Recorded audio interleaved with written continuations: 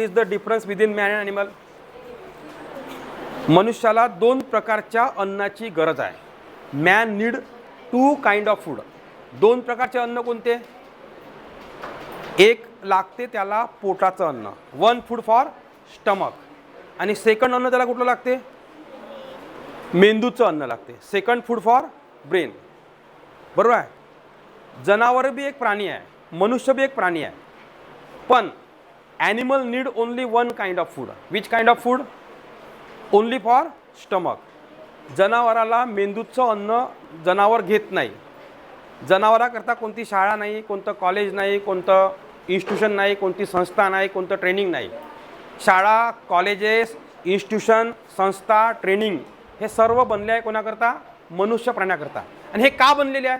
स्वतःला चेंज करायचं आहे, जगाला चेंज नाही करायचं आहे. जगाला चेंज करत बसाल तर ना तुम्ही चेंज व्हाल आणि ना जग चेंज होईल. स्वतःला एवढं बलशाली बनवा का तुमचा आदर्श हजारो लोकांनी ठेवला पाहिजे आणि हजारो लोकांना वाटलं पाहिजे की मी याच्यासारखा बनलो पाहिजे. आय शुड बी लाईक हिम. बाकी कोणालाच चेंज करायचा 1% प्रयत्न करू नका. तुमच्या कुटुंबात जर तुमचा भाऊ बहीण अभ्यास करत नसन तर त्याला 10 वेळा अभ्यास कर तुम्ही म्हणाल आणि तुम्ही 1% अभ्यास नाही करणार, तो कधी चेंज होणार नाही. तुम्हीच एवढा अभ्यास करा, तुम्हीच रात्री उठा, पहाटे उठा, रात्री उशिरा अभ्यासपर्यंत अभ्यास करा. तुमच्या भावाला आणि बहिणीला वाटलं पाहिजे का साला मा भाऊ एवढी मेहनत काऊन घेत आहे, मा भाऊ एवढं हार्डवर्क काऊन करते. तुमचे विचार चेंज करा, विचारात पावर आणा. तुमच्या घरच्या लोकांना वाटलं पाहिजे का हा साला आदर्श पोरगा आहे, याचं अनुकरण आम्ही केलं पाहिजे. तुमच्या घराला नाही तुमच्या वार्डाला वाटलं पाहिजे, तुमच्या वार्डाला नाही तुमच्या गावाला वाटलं पाहिजे, तुमच्या गावाला नाही तुमच्या जिल्ह्याला वाटलं पाहिजे. आणि आपोआप वातावरण चेंज होते. कोणीच कोणाला बदलवल्यानं कोणीच बदलत नाही. म्हणून तुला सांगतो, दुसऱ्यावर बोट दाखवण्यापेक्षा instead of blaming others, think about you only. Think about you. हे माझा प्रॅक्टिकल अनुभव सांगते. This is my practical and experience. माझा अनुभव सांगते. माझ्या कुटुंबात बी नाही का सर्व वर्कर माणसं, लेबर माणसं, मजूर माणसं होते.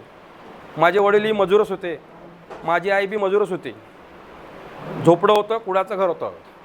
मी कोणालाच चेंज करत नाही बसलो, फक्त स्वतःला चेंज करत बसलो.